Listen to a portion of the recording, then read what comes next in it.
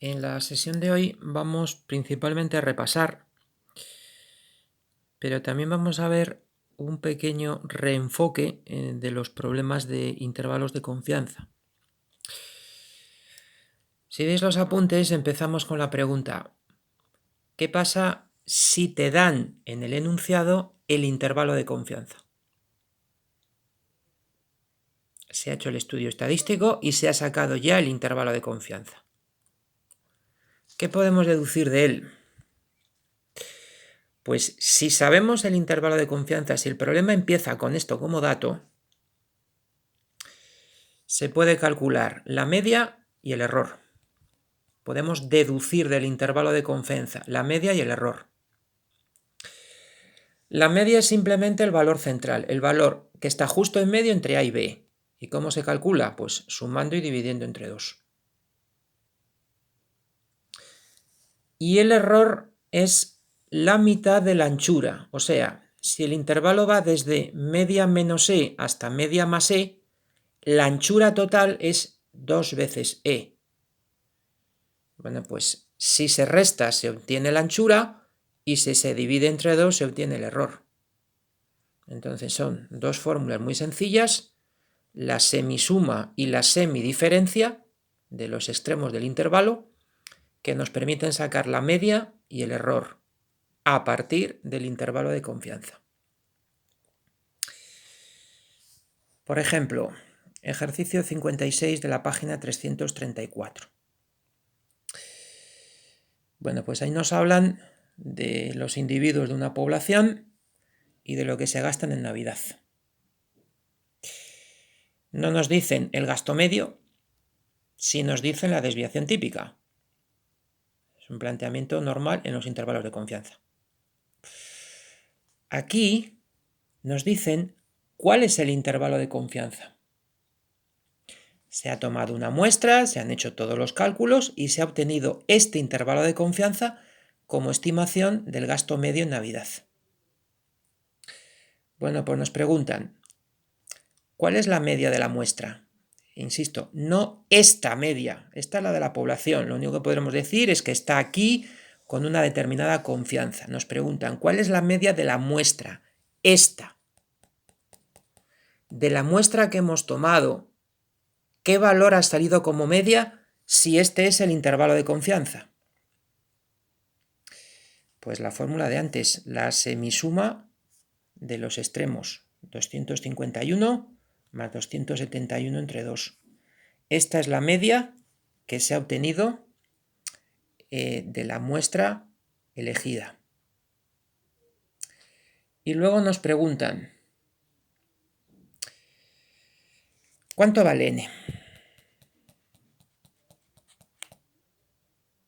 ¿Qué hacemos para sacar n en otros ejercicios? Partir del error. Normalmente porque te lo dan. ¿Aquí te lo dan? Directamente no. Pero si tienes el intervalo de confianza, puedes deducir el error, la semidiferencia. Bueno, pues si sacamos el error a partir del intervalo de confianza, podemos deducir, como en los ejercicios previos, el tamaño de la muestra que hemos estudiado. Nos dicen el nivel de confianza, 95%, y hacemos lo habitual, sacar alfa y sacar el valor crítico, z alfa medios. Fórmula habitual, probabilidad de z menor que z alfa medios, 1 menos alfa medios. Si vamos a la tabla a localizar el 0,975, lo que nos sale es 1,96. Bien, pues de los ejercicios de otros días, de la fórmula del error, podemos despejar el tamaño de la muestra. El error que hemos sacado del intervalo de confianza es 9,8, valor crítico, desviación típica y el despeje de n, que era pasar la raíz multiplicando, el 9,8 dividiendo y después, cuando tenemos raíz de n, elevar al cuadrado. El resultado final es 81. Entonces, fundamentalmente se trata de obtener n a partir del error, pero el error no te dicen es 4, es 7 o es 12. El error lo sacamos del intervalo de confianza. ¿Con qué fórmula? Con esta. Semidiferencia entre 2. De paso nos han preguntado la media. Bueno, pues la media de la muestra semisuma. Bien, en el apartado B, pues ya el planteamiento es típico de intervalos de confianza. Nos dan el tamaño de la muestra, nos dan el nivel de confianza, sacamos el valor crítico con el planteamiento habitual y nos dicen no que saquemos el intervalo, sino que saquemos simplemente el error. Calcular el error máximo cometido con una estimación de 64 personas. Bien, pues con la fórmula del error llegamos a que es 9,25. No nos dicen la media en este caso, no se podría escribir el intervalo de confianza, pero como solo nos piden el error, pues con n el nivel de confianza y la desviación típica tenemos suficiente. Este ejercicio pues va a ser similar. 65 de la página 335. Estamos estudiando los días de verano y sabemos que la temperatura pues es una variable aleatoria continua cuya media no se conoce, pero sí su desviación típica. Bueno, pues no nos dicen, se toma una muestra y la media de la muestra sale tanto con un nivel de confianza, no sé qué. Nos dicen, este es el intervalo de confianza. Y si este es el intervalo de confianza, ¿cuánto vale la media de la muestra que elegimos? Pues fórmula semisuma de los extremos, a la suma entre 2. Si el intervalo de confianza va de 25 a 30, es que la media de la muestra está justo en el centro y es 27,5. Y también nos preguntan, ¿cuál es el tamaño de la muestra? ¿Cuántos días estudió la temperatura? Bien, pues a eso, a n, hay que llegar a partir del error. Y al error hay que llegar a partir del intervalo de confianza. La diferencia entre 2. La anchura es 2 veces el error. Pues si se hace la diferencia y se divide entre 2, se saca el error. Una vez que tenemos el error, pues ya se puede calcular n, como en otros muchos ejercicios. Nos dan el nivel de confianza, 0,98%, sacamos alfa, valor crítico, con la probabilidad de siempre, buscamos en la tabla el 0,99, está más cerca de 2,33, este es el valor crítico, y yendo a la fórmula del error, sustituyendo el error que hemos sacado del intervalo, el valor crítico del nivel de confianza y la desviación típica que nos dan, se pasa raíz de n multiplicando, se pasa el error dividiendo, y cuando tenemos raíz de n, elevamos al cuadrado. Redondeamos hacia arriba, y el resultado es 22 días de muestra. Bien, nada esencialmente nuevo en estos ejercicios, simplemente una idea, y es que si nos dan el intervalo de confianza como dato, podemos deducir la media de la muestra y podemos deducir el error. A partir del error se puede sacar la n. Y ahora, pues un poco más de repaso. Vamos al ejercicio 4 de la página 313 del libro. Nos hablan de una población de recién nacidos y ahora sabemos cuál es el peso medio de toda esa población y la desviación típica. Variable aleatoria continua, pero nos dan la media poblacional. O sea que no va a ser un problema de intervalos de confianza, porque no vamos a estimar ni aproximar esto se conoce. Nos hablan de una muestra de 20 niños. Y nos preguntan, ¿cuál es la distribución de la media muestral del peso de los 20 bebés al nacer? Bueno, pues entonces, peso medio muestral, variable aleatoria, media muestral, peso medio de la muestra. Características es lo que nos pide la primera parte. Es una distribución normal con esta media, que es la de toda la población, y la desviación típica, la de la población entre raíz de n, 0,112. Esta es la primera pregunta. ¿Cómo es esa variable aleatoria peso medio muestral? ¿Cuál es la distribución de la media muestral? Y en el B, calcula la probabilidad de que el peso medio de esta muestra supere los 3,5 kilogramos. Pues teniendo claro cuál es la variable aleatoria que estamos manejando, la tipificación tendrá esta media y esa desviación típica.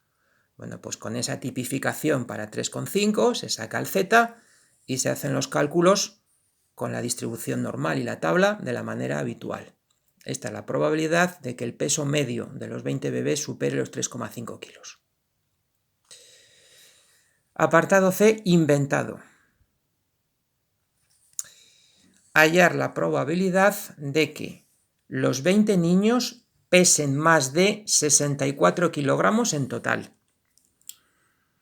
Queremos meterlos en una cesta todos juntos y queremos saber si vamos a poder transportarlos. Somos capaces de mover 64 kilos.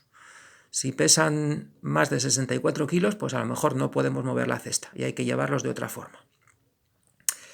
Bueno, pues aquí es para recordar qué hay que hacer cuando nos dan un total, no el peso medio de la muestra, no la media de la muestra.